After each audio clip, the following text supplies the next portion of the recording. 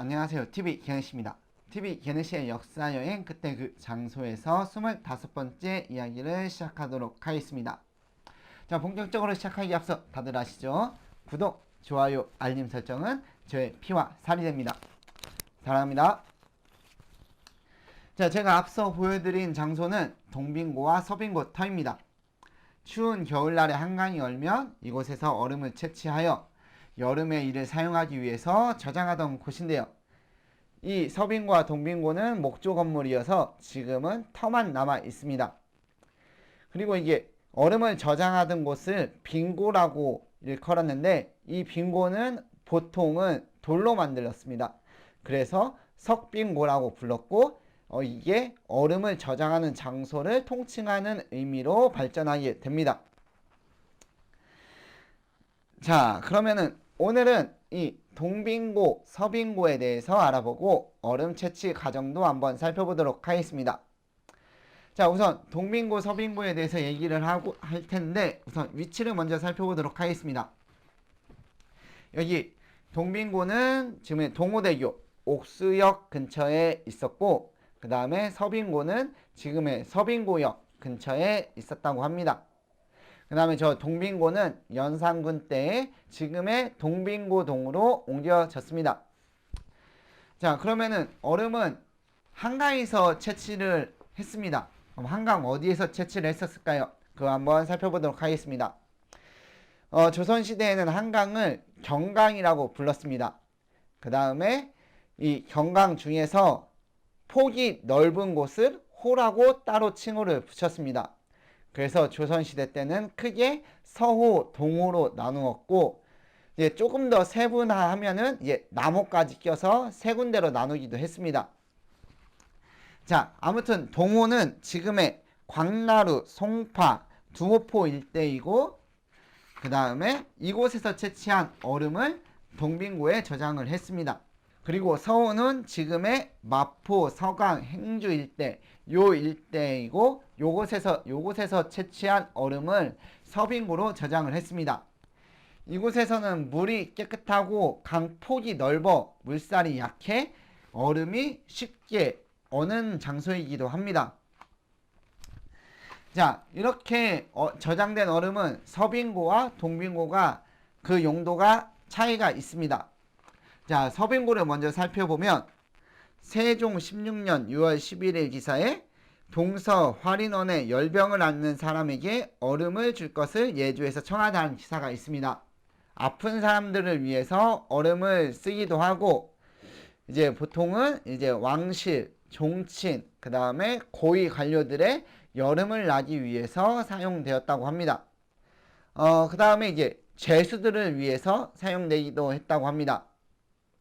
서빙고의 얼음은 이런 식으로 사용이 됐고 동빙고의 얼음은 특별하게 여겨져서 이곳에 있는 얼음은 왕실의 제사용으로만 사용되었다고 합니다.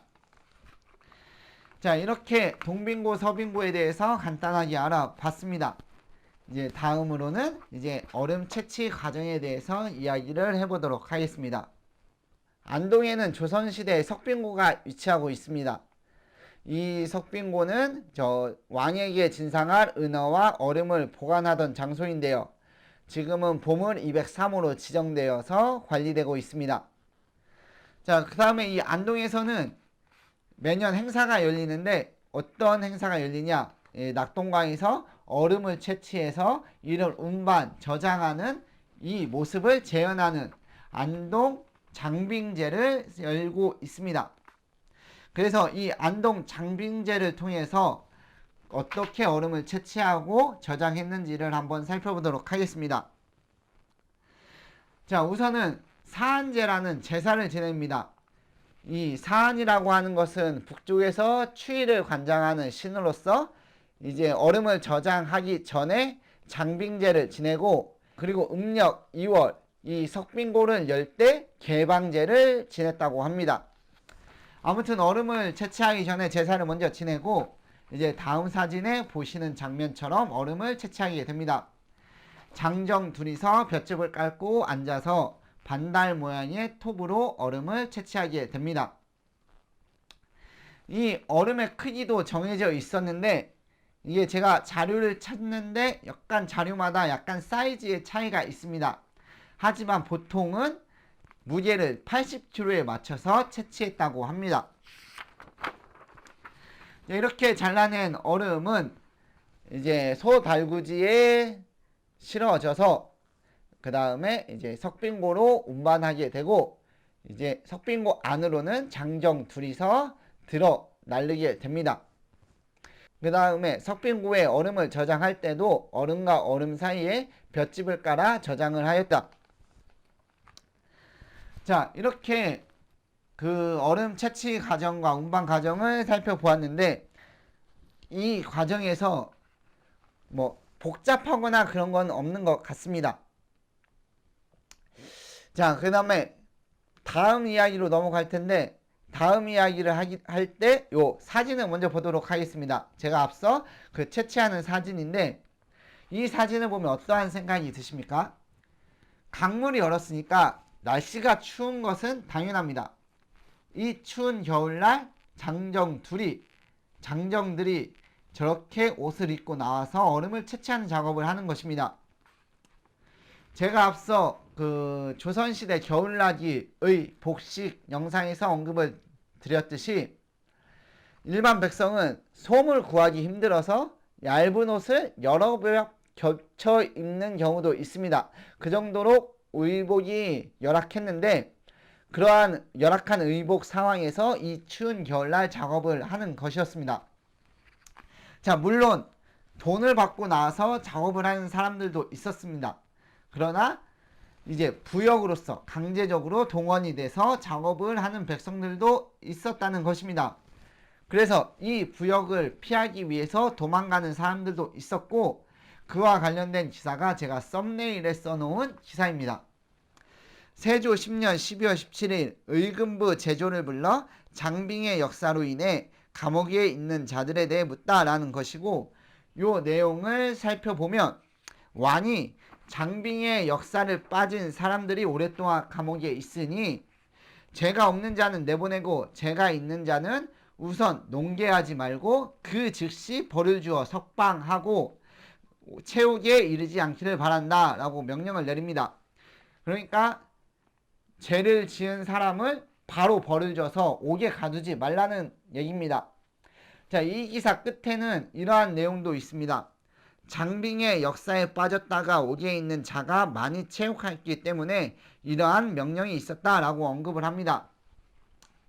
이 장빙의 역사를 피하기 위해서 도망간 사람들이 적지 않았다는 의미입니다. 자, 이러니까 조정에서도 그의 대책을 내놓습니다. 이제 조금 더 작업을 편하게 하기 위한 대책을 내놓는데, 세조 13년 11월 7일 예조에서 얼음을 저장하는 사목을 아래다라는 기사를 보면, 예조에서 징빙 사목을 아래기를 여러 빙실을 미리 정하고 얼음을 뜯는 곳에서 군인들은 피차 서로 다투지 말게 할 것. 자, 그 다음에 얼음을 뜨는 곳에서 종행으로 태극을 설치하여 함몰하는 것을 방지할 것. 물가에 장작을 많이 쌓아서 만약 동상하는 사람이 있으면 즉시 불을 지펴서 따뜻하게 할 것. 의원 2인을 정하여 만약 동상하거나 병드는 자가 있으면 즉시 약으로 구류할 것이라고 되어 있습니다. 자, 이렇게 갖가지 대책을 내어 주었지만 추운 겨울날 이 강에 나와서 작업하는 것 자체가 힘든 일입니다. 그래서 부역을 피해서 도망가는 사람 자체를 막을 수는 없었던 것 같습니다. 자, 이러한 문제만 있었던 것이 아닙니다. 광해군 때는 이러한 기사도 있습니다. 광해 13년 11월 9일 예조가 빙고에 관한 관리를 철저히 할 것을 청하다는 기사가 있는데, 이 안의 내용을 살펴보면 국가의 장빙에 대한 법이 매우 엄밀하나 기간이 해이해지고 거짓이 풍조를 이루어 각경의 얼음을 저장할 때 바깥쪽으로는 촘촘하게 쌓아놓고 속으로는 엉성하게 하여 놓고는 이미 장빙을 마쳤다고 합니다. 여러 상사의 하인이 무사히 드나들며 버젓이 폐단을 일으켜도 빙고를 맡은 관리는 검속할 위풍도 없고 제재할 기력도 없이 허다한 곤역이 모두 무의로 돌아가게 하고 있습니다. 이러한 기록이 있습니다. 제가 앞서 말씀드렸듯이 힘들게 얼음을 채취해도 원하는 적정량, 그러니까 필요량을 채우지 못했고, 그 다음에 관료들이 이 빙고의 얼음을 사산으로 쓰는 폐단을 일으켰다는 말도 있습니다. 자, 아무튼 여기에 여러 가지 문제가 발생하니까 이 다산정약용이 경세유포에 이런 주장을 합니다. 생각건대 동빙고는 두모포에 있고 서빙고는 한강가에 있다. 무릇 빙고에 재물이 소비되는 것은 모두 얼음을 뜨고 얼음을 실어 나르는데 불편이 따르기 때문이다.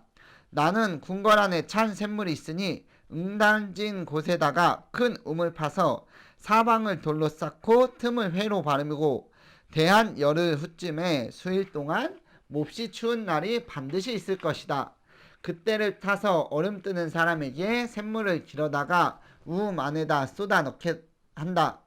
물을 한 동이 부으면 한 동이가 얼고 물을 두 동이 쏟으면 두 동이가 얼어서 잠깐 동안에 한 움이 온통 얼음이 될 것이다. 이 얼음은 그 벽에 틈이 없으므로 외풍이 사이에 들지 못한다.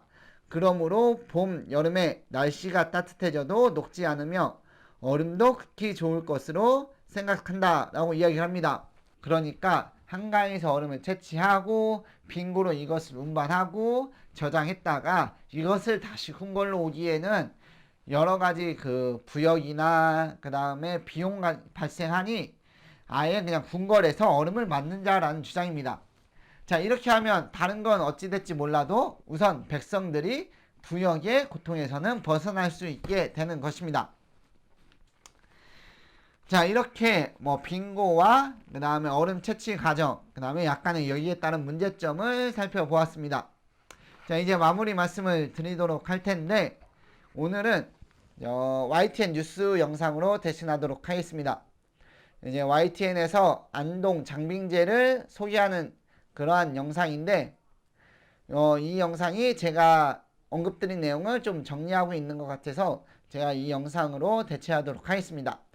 그리고 YTN 관계자 여러분, 조금 이런 소스를 함부로 쓰면 안 된다, 뭐 이런 의견이 있으시거나, 뭐 이게 문제 제기 시 저에게 댓글이나 그 다음에 메일을 주시면 제가 거기에 따라 조치하도록 하겠습니다. 자, 영상 보고 오시죠. 조선시대 임금에게 안동은어를 올리기 위해 석빙고에 얼음을 저장하는 과정을 재현한 장빙제가 열렸습니다. 당시 강촌마을 사람들에게는 사르르는 추위 속에 몸서리 쳐졌던 부역이 이제는 문화재로 재탄생했습니다. 최장수 기자가 보도합니다. 낙동강에 꽁꽁 얼어붙은 얼음을 부역꾼들이 전통의 반달 모양 톱으로 켜기 시작합니다. 네모난 얼음 한 덩어리를 얻는 일은 여간 고된 일이 아닙니다. 잘린 얼음은 꼬챙이로 들어올려 소달구지에 실은 뒤 석빙고로 향합니다. 채빙을 해보니까 너무 힘들고 이렇게 얼음 위에서 한다고 해서 춥고 그럴 줄 알았는데 덥고 땀나고 목마르고 그렇습니다. 너무 힘든 것 같아요. 풍물패도 한데 우러져 부역꾼들의 고된 마음을 달래줍니다. 석빙고 앞에 도착한 얼음은 장정 2명이 한조가 돼 물풀의 나무로 만든 목도에 매달아 나릅니다. 석빙고 안에는 찬 기운을 유지하기 위해서 얼음 사이사이 왕개와 짚을 깔고 차곡차곡 채웁니다. 임금에게 진상을 언어도 함께 얼음 위에 늘어놓습니다. 은어를 석빙고에 보관하는데 그 강물의 얼음을 어떻게 채빙하고 또 운빙하고 장빙하는가에 대한 재현 행사입니다. 1년 중 가장 추운 소환과 대한 사이에 얼음을 채취해 저장했던 우리 조상들의 슬기와 함께 애환이 담겼습니다. 조선시대 강촌마을 남정네들에게 이 빙고부역은 너무 고된 나머지 서로 피하려다 잡히기가 일쑤였습니다. 조금만 더 도망가면은 종신체비를 시키겠다. 알았느냐? 이렇게 저장된 언어는 충분히 되면 빙고문을 열어 진상길에 오릅니다. YTN 최장수입니다. 이상입니다. TV 이겨는씨의 역사여행 그때 그 장소에서 25번째 이야기를 마치도록 하겠습니다. 시청해주신 여러분 감사합니다.